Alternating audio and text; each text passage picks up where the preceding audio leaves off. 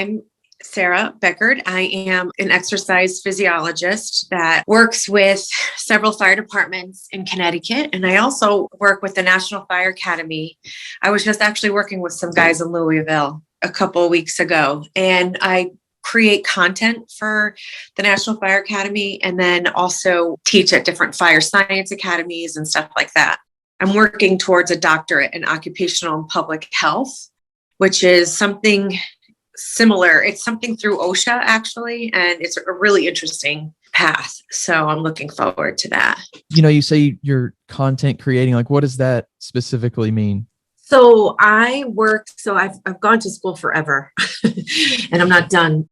I work around people like a woman named Dr. Sarah Jenke and Dr. Keith Haddock right now, and just try to do what they're doing. And they're kind of top in the field at the moment. And they work for a facility called NDRI that works at looking at the fire service, all different types of public health initiatives. So right now, what my specialization is more about creating culture in the fire service and the physiology behind that, mental, physical.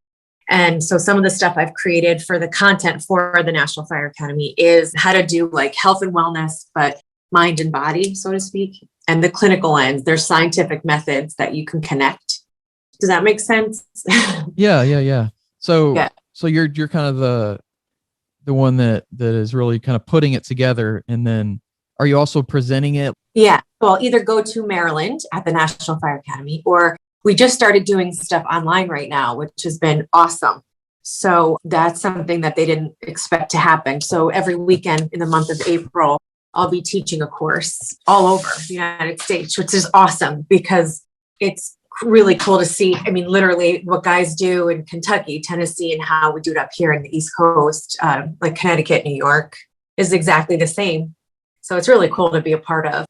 So you said you were down here for a while. Is that the first time you were here? You've been here? They came to us in Maryland, and then I also did it online, and they were there. Everyone is so nice. From your area. It's a whole different world. How did you get into initially? Like, is it something you've always been passionate about, even as a child, like being healthy and something like that? No. I wanted to be like a marine biologist. I actually played rugby in college and I broke my arm really bad. And I had a doctor say, if I don't get it taken care of, I could lose access to my arm, using my arm, really. And I kept breaking it over and over again because I kept playing and not taking care of myself. And then finally he's like, you're going to lose your arm, because I developed infections. So I just started learning. I became a personal trainer after I graduated my undergrad, and I loved sports my entire life. I loved playing sports. I just kept following it. And then I loved what I learned as a personal trainer. And I wanted to know more because there's so much information and it's such a saturated field. It's hard to say like what's actually real versus what people's ideas are, and there's a lot of truth in between. And I just wanted to learn how to tell the difference. The amount of information out there, you don't know it if you're not really in the industry, or you don't understand like some stuff that seems like it's intuitively true and then some stuff is just like completely untrue and it just gets passed around. And I think that's definitely one of the biggest struggles of this industry is kind of getting that information out and getting the good information more spread. How do you find the difference? How do you get there?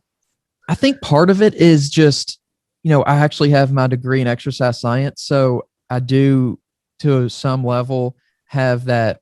I think part of it too is like just education, knowing how to tell sometimes what good information is, regardless of, what you're educated in, but then having that information in college. And then I guess it's part of it for me is just figuring it out too. It's just figuring it out. It's and that's so true in the case in the fire service too. There are guys that know a bunch of stuff, men and women who know a bunch of stuff about health and fitness, who aren't necessarily, who have degrees like we do, but who know a bunch of stuff and who can implement it based on experience. What I've also seen is there are people who literally can publish. I can make up an article and publish it on fire engineering and that's actually really great. Fire engineering is actually really good. But like I've read things that have been false, that aren't accurate, that aren't based on enough evidence. But anything can be published, and it's so important. I literally tell everybody, just question everything all the time. At the end of the day, Right. it's just somebody's content. It's just another way to push Right. that content out there. And it can be a reputable source, but you have to look at who, it's everywhere. You mentioned rugby. Is that something like, that's not your typical American kind of thing? I don't know if it's bigger up in the Northeast, but how did you get into that? My roommates next door neighbors, my next door neighbor where I was living in my dorm, a couple of girls were, and there were cute boys playing on the guys team. I just was following, and it seemed fun. My father passed away when I was 17, and it was pretty tumultuous. There was a lot of alcoholism, and pretty much I'm an open book. Sorry, I should just say that. And it was really bad. And so rugby was a way that I could get out a lot of anger. And it was the women that I were playing with were amazing. They were just so supportive. And it was literally one of the darkest moments of my life. And yet I was surrounded by women who were so supportive and just like, try your best. And I wasn't the best at it because I was so angry. And it was just fun to be a part of that. It was help. It was a huge help. Very physical thing. So you can see where that would be an outlet. I think a lot of people found the gym like that same way, whether they're, if they're going through something with their personal life or their job or whatever it is, they can go to the gym and they can, really throw those weights around and kind of let that stuff go. And I think that's, it's interesting what we do. Oh, absolutely. And I think that also transfers into the fire service in that, a lot of the men and women also, there's so much depression and anxiety in that industry, and being able to relate to that on that level, I think has helped me a lot to be able to say, look, I did this too. And there's actually now science to back it up. But because being in the fire service can be so tumultuous for them, especially in the career service. And it can just be a way out. It can be an hour of escape, and some guys are open to that. Do you find that that's like less like that nowadays, or do you think it's kind of the same? I feel like back in the day it was more, and I don't know because like I said, I'm not really around that community, but I feel like back in the day it was more like the Wild West in a way than it is now, with more, I guess, structure or more regulation or whatever it may be, to where it's a little bit different. You mean fitness in the fire service? Just like the fire service in general, like in all aspects, fitness, like it was, I guess fitness may not have been as much of a thing, like safety in general. Do you think it was more kind of like, oh, I'm going to join this thing because it's something like crazy to do than it is now? Yeah, absolutely. I think the people who are attracted to it now, I don't think it's necessarily the Wild West in the career in the East Coast per se. I think that's a really good point. I think that the people who are now attracted to it, it's a just different generation. When I started 20 years ago, I started by accident in this career, and the men, it was primarily men at that time. And they're like, who's this broad? Literally called me a broad.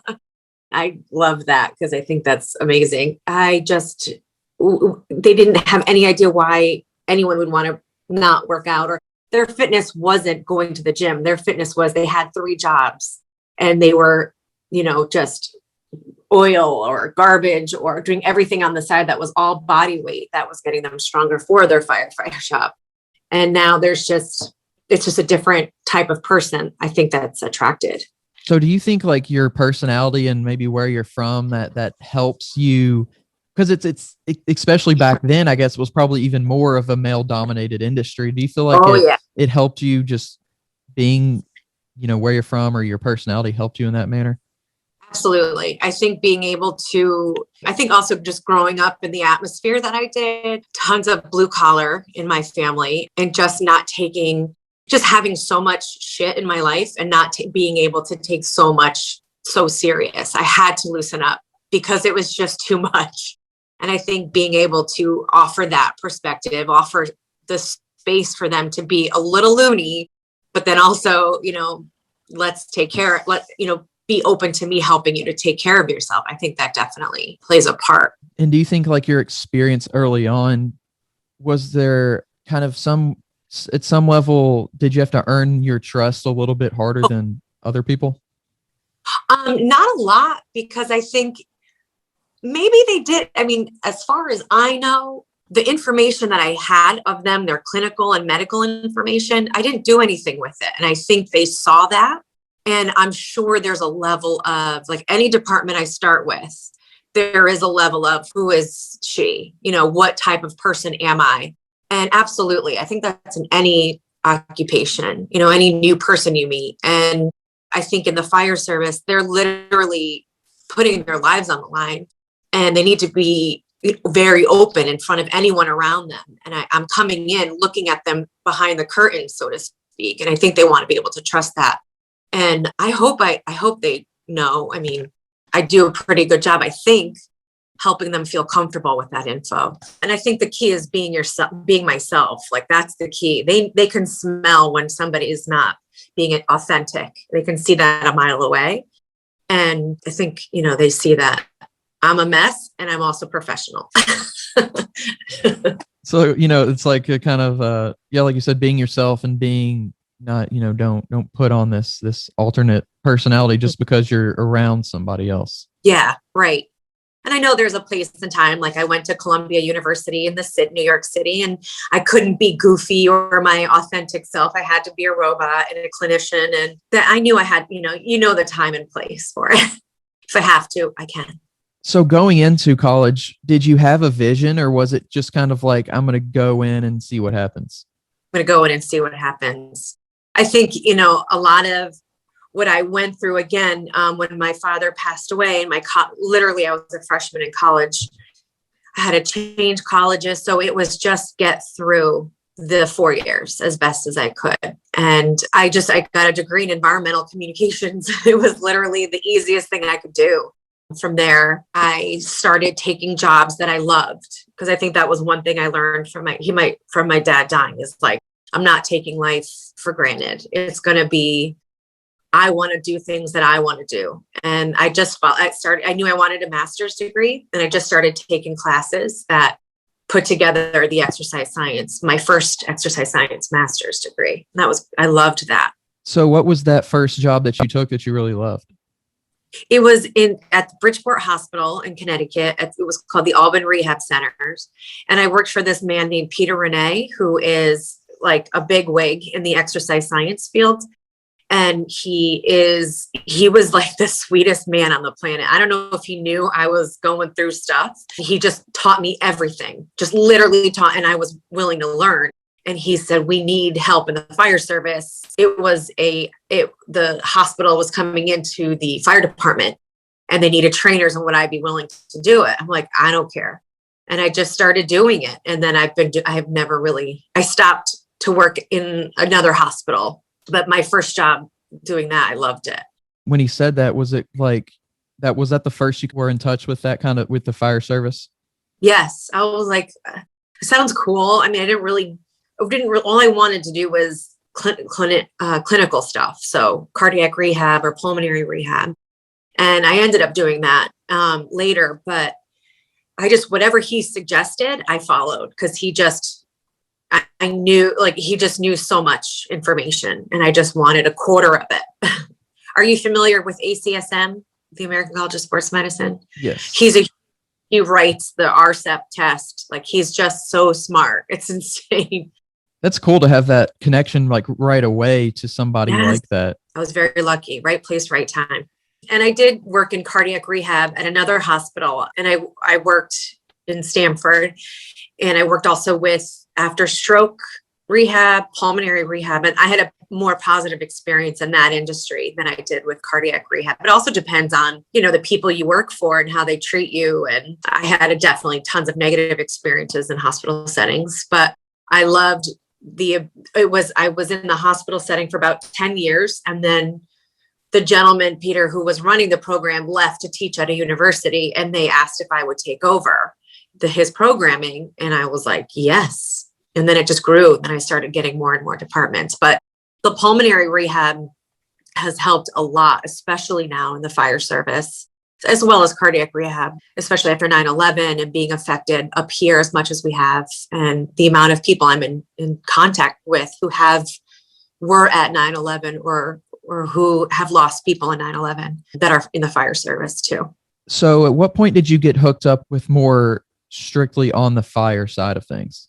It was like 2012, 13 is when they were like, can you just take it over? Because that's when the gentleman was leaving. And I was like, yeah. And so I started with one fire department, and then just more came with it as a word of mouth. Literally, there's different ways I think that people can train fire departments.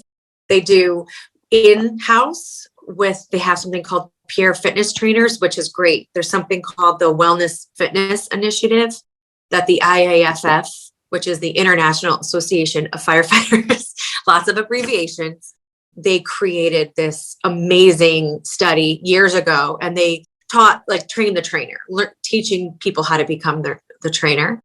And in some areas, it totally did great. And then in some areas, other areas, it did not. So I'm sorry, I know you asked one question and I went down a rabbit hole, but the thing I learned training in these different departments is if I go in there with my way of doing things, it's not going to work. I tell everybody everything that I've learned. There's this way you can do it. You can hire a company like O2X, which is very amazing, extravagant. They're internationally known, or you can do mom and pop and let them figure it out for themselves. Because what I have learned in the fire service to be true is if you go in there as a third party telling them what you think the fire service should do, they will ask you politely to leave. I would too. I'd be like, who are you? You don't know me. It's important to come in kind of with that humble attitude and with like more of a, open to, I feel like, because part of anything is as soon as you start trying to tell somebody something like what to do, it's almost like all together. It's like, oh, this is why we don't do that, instead of being more accepting, And all of my mentors, suggest to everyone, no matter what, especially in the fitness industry, find a mentor. That way you can, for me, I have found people who I'm willing to work for free and do whatever work they need me to do so that I can learn from them. That is a huge, huge learning experience. And it looks great on your resume. You get well connected, and then you learn, and then you're giving back. And it's a really great cycle because there's an abundance of people that need our help as exercise scientists. And I think if we go into it, especially in the fire service, with a team mentality, I think we'll be able to help more people. So kind of going into that, like if somebody or if a department doesn't come to you and really ask for your help, is it possible for someone within that to get the help they want, even if their whole department doesn't? Yeah, absolutely. And I have a website and I make my services pretty well known. I get more from a full department than I do, but I also help, let me backtrack. I also help when you become a firefighter up here, you have to take the CPAT test. So I try to help a lot of people get fit enough to pass the test. It's a suspiciously harder test if you're not a natural athlete, so to speak. So I've helped a lot of people become prepared to be a firefighter and also to get them ready for the fire academies. But that's a lot of work. Thankfully, I'm very busy with just the groups in the fire departments themselves. And that's where I pretty much stay at the moment. So go into a little bit about what that entails whenever you work with a single person, trying to get them ready for that. So if a man or a woman comes to me to become a firefighter, first, they just have to show interest. And I ask them a ton of questions because what I've learned, again, not being a firefighter, but what I've seen to be successful are if you're willing to go to any lengths to become a firefighter. It doesn't matter who you are, what color you are, how big or fat you are, if you're man or woman or whatever, because there is a bunch of in different areas, there's gender issues, there's tons of issues with different abilities to different ethnicities. There's not a lot of availability to education in certain populations over others.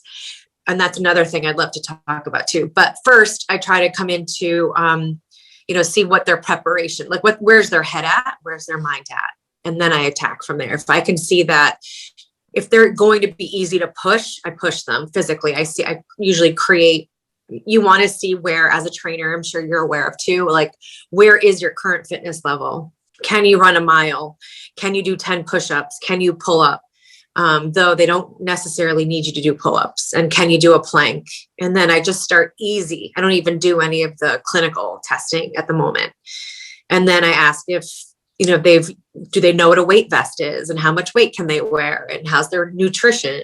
Does that kind of answer? I can keep going, but it might be too much. No, I mean, yeah, I like that. I like where it's going. I mean, I think it's cool. And you mentioned like the opportunity for education. What does that kind of entail, like for different parts of the community? What do you mean by that? I mean that there aren't many areas that have the education, which is very important to me. Culture is very important to me in the fire service. So men, women, different types of races, being a part of the fire service is an issue nationally. And I think I don't know much about culture norms in different societies. I just know that if people have more education, if any type of individual understands how amazing the fire service can be, if more people have opportunities to train and to learn like other communities do, I think that would make a big difference. Going into education systems, creating, let's learn about the firefighters, take an 8th grade math class and teach them what does it mean to measure hose coming out of the water. In the gym class, teach them, well, what is a dummy drag? Like you can take sections of different types of education and bring the fire service to them, because the fire service is not just motor vehicle accidents or putting out fires. It's so much bigger. I mean, it's such an amazing part of our community. So do you do any training as far as like the mental side of that goes as well? Yeah. So, I mean, as I stay in my lane as an exercise physiologist, the stuff I have learned with my own experience, I share about. I also can connect or bring in different types of psychiatrists, doctors that can talk to that more. The fire service now has created peer support groups because suicide and was increasing. Alcoholism is increasing. Depression and anxiety has always been there. It used to be called shell shock. Some of the men and women went to Afghanistan or Iraq and came back. I mean, there's horror stories. So by being able to teach, I work with another gentleman named Pete Nicchio, and we did something called Project Green, where we were just trying to help the different fire departments know what to look for. He was certified in the Army, in the military, in the Marines. So bringing that aspect into it, as well as, well, this is how the brain works when we're depressed, but this is how your body responds to stress and depression, back pain, headaches, dehydration, that stuff. It was what I spoke to. But now in this area, especially, we have more doctors coming into it, because right now they do just have a peer support group. But what we're seeing in the literature is we do need to increase doctors' awarenesses to this and have them a big part of it as well, not just peer support, which is great, which does an amazing job. But you need an MSW or a doctor in there to kind of gauge it as well. Yeah. And that's I think a big part of the whole thing that's just becoming bigger is the mental awareness, the mental health awareness side of everything is. Yeah. Why do you think that the alcoholism and all these things are going up instead of, going down? It's a great point. I think COVID has a bunch to do with it.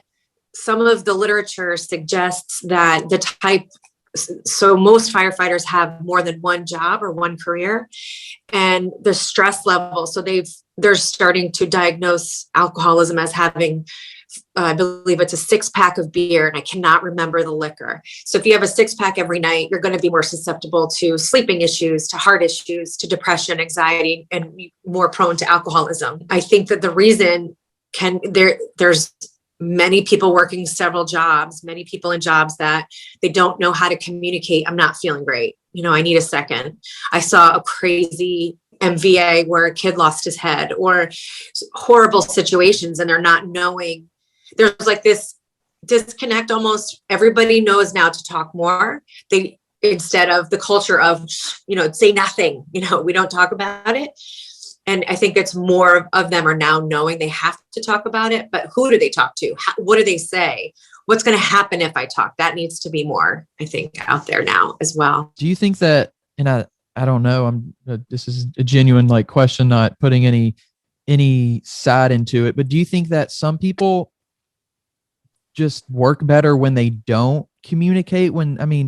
I don't know, when it comes to that, do you think some people are just better at being quiet about it? And then when you say, we need to talk, is that putting them into like an uncomfortable position, do you think? That's a great question. I think it's a huge cultural question as well, meaning who taught you that thought is correct in the first place? And how is keeping it quiet going to help you versus holding on to it? I understand what you mean. Like, so nothing will break as long as I keep it together, I keep it quiet. And that's, I think, a huge part of a point of conversation to have. What does that even mean? If you say something, you shouldn't have to fall apart, or things shouldn't have to fall apart by just saying, I'm in pain.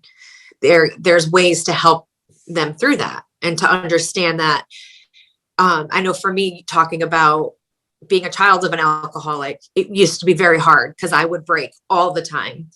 And there was so much, I would get so much more out of my life, I thought, by keeping everything in. But I was actually getting much sicker. I was angrier, I was hurting myself, not intentionally, drinking myself too much, stuff like that. So I think it's breaking the glass into that question of, what does that mean? How are they defining silence? And what does strength in silence mean, and stuff like that? So it's almost like if you can't talk about it, if you're uncomfortable talking about it, then you need to, in a way. It's like you need to at least become comfortable accepting it. Like I said, it was just like I feel like it's hard to even ask questions anymore a lot of times, because sometimes you feel like by just simply asking it, you're already putting yourself on one side of the fence. Yes. And so it's so hard to even ask questions a lot of times. Oh, it's such a different world. I totally agree with that. It shouldn't be. Literally just asking a question, and how can it get, you can say something so innocently and it be misconstrued as something else and I think too, being open to those conversations, being open to not really understanding what this person's saying and not judging in itself is hard to do, is knowing I'm coming from a place of pure, how are you? Not, I'm going to judge you if you tell me you're not doing great or whatever. Yeah. It's almost like the, how are you is sometimes perceived as, you're doing bad. Let me, tell me about it, in a way. Yeah. Yeah, exactly. So you also do a little work with the like diet nutrition side of things. Yep. That entails them downloading apps in MyFitnessPal, because I can get in there and look at what they're eating. And I have a lot of friends who are clinical nutritionists or nutritionists. And a lot of what I do is bring in the professionals. I have a very light background in biochemistry, whereas I took a minor in it. So I talk about the different types of foods and what is a carbohydrate, what is a fat, what is a protein, and why should you give a crap as a firefighter? Why should you care? And try to make it more because it comes down to a lifestyle. Firefighting is a lifestyle, and you can't half-ass that lifestyle. You can actually, if you don't care. Like, I've met men who don't care if they get sick or die on the job. They just don't. What do you think that's from? Why do you think is that just the love of the job, or is that just them not caring about themselves, or what? Fear, depression, and not, I have had people say, I'm more important to my family dead than I am alive, because they're going to gain more benefits for me being dead, life insurance, etc. I think that is driven by thoughts of depression, untreated, depression.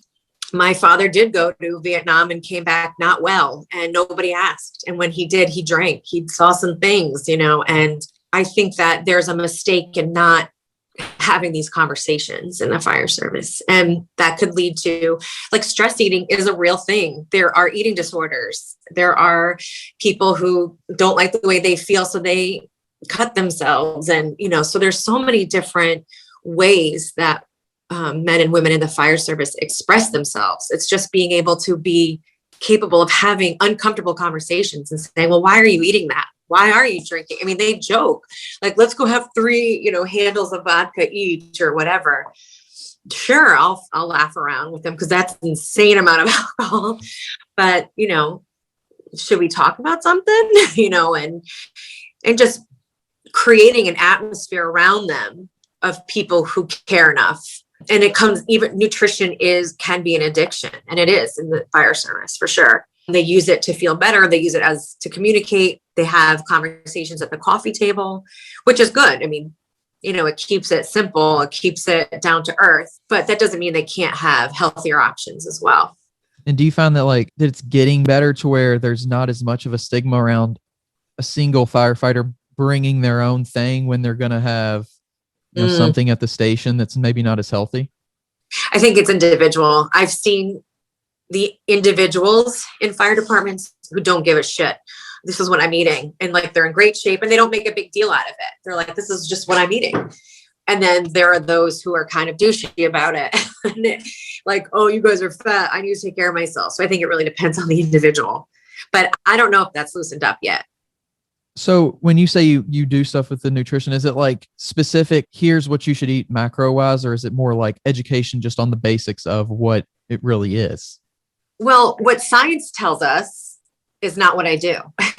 There's the food guide pyramid and all this stuff. And I don't educate on that. I do look towards a gentleman at Harvard, Dr. Kales, who is a huge resource, especially for the fire service. He's amazing. And he created something around the Mediterranean diet and did a ton of research on it. So I usually educate that. I talk because it's all online and I don't steal anything. He knows I'm doing this. I've even spoken with him myself and just educated he created this really cool food guide pyramid where sleeping is the biggest part of the food guide pyramid. It's really cool. If anybody needs that, I can always send that to you, but it's a great tool for when I teach. And there's videos. We talk about olive oil, what type of olive oil is good. Why should you cook with it? Because they all cook with either canola or corn oil, and they know, some of the guys know the different chemical breakdowns. Some of these guys are in hazardous material training, so they know. So I'll try to do that. But I also help them create a meal wheel where they can kind of find 3 or 4 different foods that they like and just try to create meals around that. It's very interesting when you brought up you don't really follow what's out there. I feel like it's not really doing the trick when it comes to helping people. I know. I think there's so much to say about it, but I think the general population who it's serving, it's effective. There are inner cities that don't have the education we have had, who aren't exposed to the information that you and I have as easily as we have. When I worked in Bridgeport Hospital, I worked in a school where there were children and our job was to bring them health education because they cut all their health education from their school system. So we brought in vegetable gardens, and we do that in the fire service too. We try to get them all having their own gardens. Some kids have never even heard, what is gardening? Why are we gardening? What does that even mean? Their parents having tons of jobs, leaving them with a bag of potato chips and orange soda for a weekend for lunch and dinner and breakfast. That was literally all these children were eating. And it's not to bring anyone down. That's the reality of what their nutrition was. So I think the food guide pyramid is great for, it's very basic education. I think when it comes to the healthy side of more than that, that's the next level. And that's where hopefully doctors and nurses can come in. But for the fire side, it's definitely, there's more that is required for sure. But even in some areas in the fire service, they don't have the education too. Some volunteer departments are exercise. When I talk about exercise, they still giggle. They'll still be like, what are you talking about? Exercise, which I'm blown away by, because we've been doing it up here now for 20 some odd years. And yet their ball isn't even rolling yet. I think part of that too is just general education in the school system is so far lacking. 100%. Mental health as well. It's just not educated well. I think we're doing much better now. I think the stigmas of depression and having depression and anxiety and a diagnosis of PTSD myself, I'm very open about it. And I tell them how it happened, what happened, and what medication I am taking and why. And they are very interested in that. So I think it's important to talk about. And I think for me personally, by teaching people how to do push-ups and talking about doing push-ups can lead to these conversations. And I think every industry is different. And in the fire service, I have found the best way to talk about mental health, nutrition health, and physical health they can understand physical movement. If you're going to hump a hose up tons of stairs, let's talk about doing a push-up squat. And then I can throw in those little sprinkles. I do yoga and meditation with them. And I used to call, okay, it's time for nap time. And they loved it. Some of them fell asleep. Some of them did the breathing movements, the breathing patterns I was giving them. But it's just how you trickle in that information. How was that responded to? Amazing. Well, now it goes, before I was laughed at all the time. They're like, but now they look for it. It's all over social media. There's a wonderful woman, I think it's Yoga for First Responders, and she's on Instagram, and she's great. If you ever follow her, she's all over it. And there's a ton of people who are doing it now, and they understand the importance of it. But I try to do meditation because I learn the most of who they are in meditation. If they're able to sit still, maybe I have to watch them, help them a little differently. Are they getting up, and are they on their phone? And, just not judging, just how I look at that time as how can I help them better, and let them know that's what I'm doing. I don't care if you're using one of those things to twirl. I just want to know, is there anything more I can do? So at the end of the day, if you could reach every department, every firefighter, every, first responder, what would that look like? What would the big change, in your opinion, what would the positive change really be?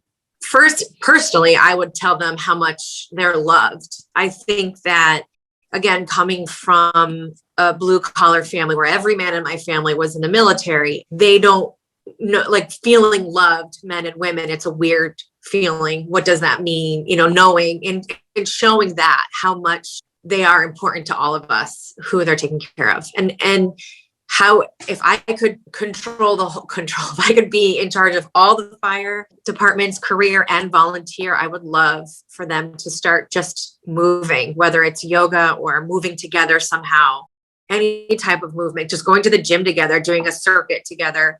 That can lead to if you have the right leadership, it could lead to so much more. And having that guidance, leaving space for that man or woman to literally fall apart if they need to, share a success if they need to, and just allowing that space to happen. I think that's all really, really important stuff. And so if you want to let people know where they can get in touch with you, and if they want to, talk to you or use your service or whatever that may be. Sure. I have my own website now that I literally just created. I had some guy do. It's www.firstresponsehealthwellness.com. And I'm also on Instagram, First Response Health and Wellness. They can also, I'm on Facebook. I'm all over. All righty. Well, we'll definitely put those links down in the description and make them easily accessible. Well, I do appreciate you coming on here today. And this is fun. You made it easy. I appreciate that very much. Thank you. Thank you.